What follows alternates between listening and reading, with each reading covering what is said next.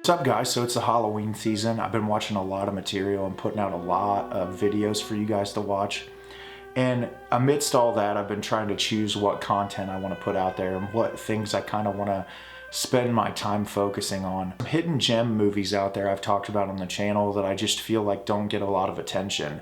And that's what I want to spend my time talking about today. I want to talk about a film that I think is an incredible horror film that doesn't get a lot of attention, and there's a reason for it, which I'll talk about, but that movie is going to be Martin, from none other than the incredible director George Romero. Obviously, when people think about George Romero, they think of Night of the Living Dead, that whole series of films, and for good reason. They're fantastic movies. The later films, they start to get a little more campy, but George Romero always has a very unique vision, and he was an incredible filmmaker who made a lot of different content, and Martin is definitely one of his most unique films that doesn't get talked about very much. Reasons why this movie doesn't get talked about a lot is because you can't even really purchase a physical copy of it anywhere.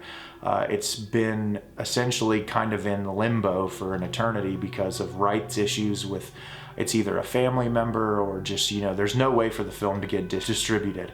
I have seen a production company this year talk about that they have acquired rights and that there's going to be a Blu-ray release.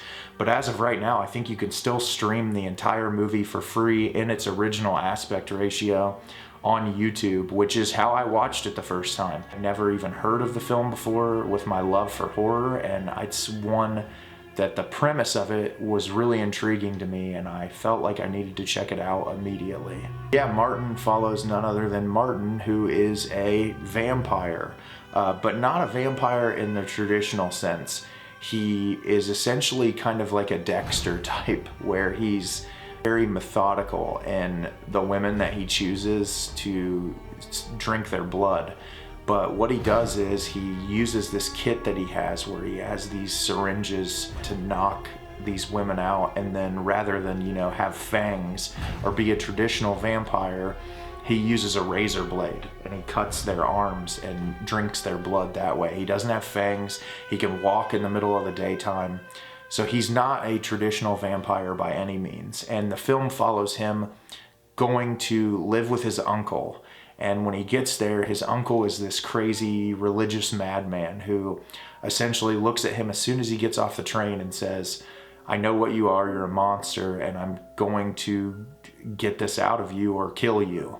He lays down ground rules like he knows that he's going to have to drink blood, but that if he finds out that he's killed anyone in the town, that he'll kill him immediately. He tells him not to talk or go anywhere near his granddaughter, and that those are the two big rules. But that he can live in the house, and that he's essentially going to try to either get it out of him, convert him, or just kill him. Yeah, that's pretty much on the surface the story of Martin. It's a really unique and interesting look into the psychology of a person who can just assume they're either crazy or that it's their upbringing that's caused them to become this way. But obviously, his character, Udo, who he goes to live with, has these very extremist religious beliefs and really believes in Dracula and vampires, and they've talked about it in their family bloodline for years and years and years, and that this has always existed, and they've always known Martin is a vampire. And you program that from a young age, and you start to ask yourself, like, is the reason why Martin this way because of his upbringing and how he was raised? And that adds another layer to the film that I think adds a complexity that doesn't exist in a lot of other horror films. I mean, the simple premise of a vampire movie is a person is turned into a vampire, they have an insatiable craving for blood, and that's it. There's nothing they can do. They're turned. They can try to control it as much as possible, but in the end they have to commit horrendous acts, but then in return they're given eternal life and look young for forever and all those things. But this movie looks at it from a very unique and interesting perspective, and that's what I like so much about it. What I find interesting is there's these sequences shot with paralleled realities. So you look at how Martin perceives his killing, which the film turns black and white, and it looks very much like Nosferatu or an original Dracula, where the women are like luring him into their rooms to like invite him to suck their blood, where in reality it's much grosser and disgusting. And Romero does a phenomenal job of capturing like this thing that Martin's doing is not pretty. It's disgusting and it's vile. And the conflicted nature of Martin, like the way he treats these women when he does this, like he's never harsh. He like tries to talk to him like, I'm sorry. Like, in the way he confronts it in his head is, you can tell that he doesn't like doing it, but he almost feels like he needs to do it. And that's what I think's interesting about this movie as a whole, is just that conflicting nature of his own psychology of like, how does he feel about what he's doing. At one point in the movie, he's introduced to a middle-aged housewife who he's working at his uncle's store, and he's delivering these meats to people's houses. And he meets her and she starts talking to him and understanding him, and she even begins to have like a fling romance with him. And you start to see glimpses of, can Martin come out of this thing that he's doing, because he doesn't want to harm her. He doesn't feel like he needs to. And then obviously more comes into play later on in the film, but that dynamic is really interesting, and trying to, you know, glimpse of humanity in a person who's clearly depraved, either just, you know, from birth or from their family circumstances. This movie does tackle a lot of heavy subject matter. There's even implications of rape in the film, which can be difficult to watch at times, even like the implied, it never shows it on screen, but it's implied, and I know for some people it's very difficult. It adds this other layer into the film of just how damaged the person's psychosis is. And I think Romero examines that and this idea of religion, where Romero makes a cameo himself in the film as a priest, and he's talking to Kudo, and they're discussing, you know, like, do you believe in this? Do you believe in, you know, like angels, demons, whatever? And Romero's like drinking and just kind of like, no, I don't believe in any of this nonsense.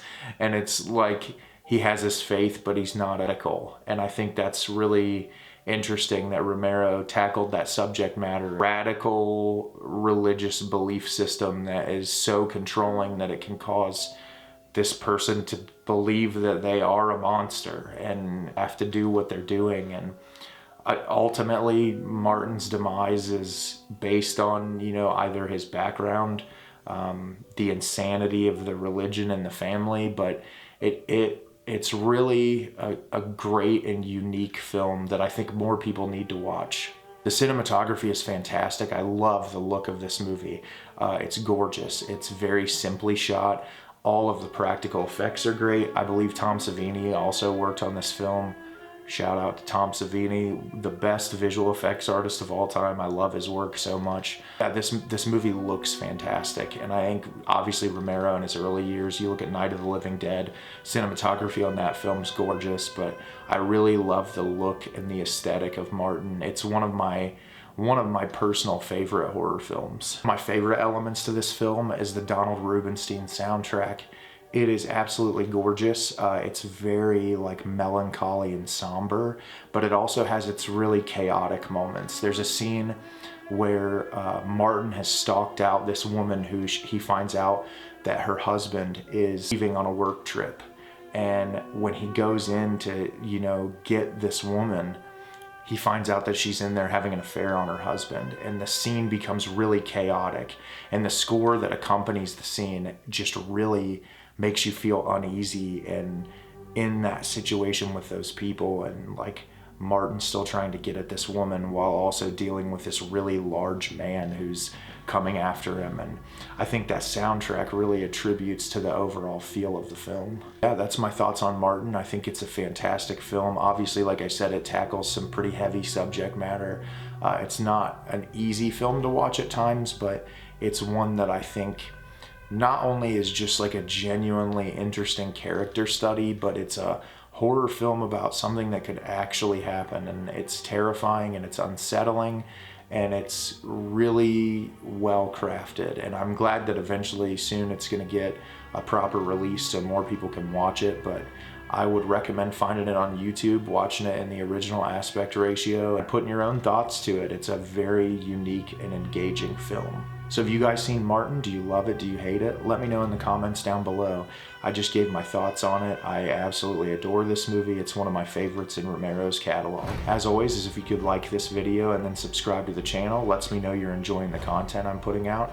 I've got a lot more planned in the future. Obviously, I'm releasing horror video content every day through the end of Halloween, and then I'm gonna go back into doing some regular film reviews, more horror reviews, ranked list, do a director series where I talk about directors and their filmography and the progression throughout their career. So I've got a lot planned for the future, and I look forward to putting that content out for you guys. As always, thanks so much for watching, and have a great rest of your day.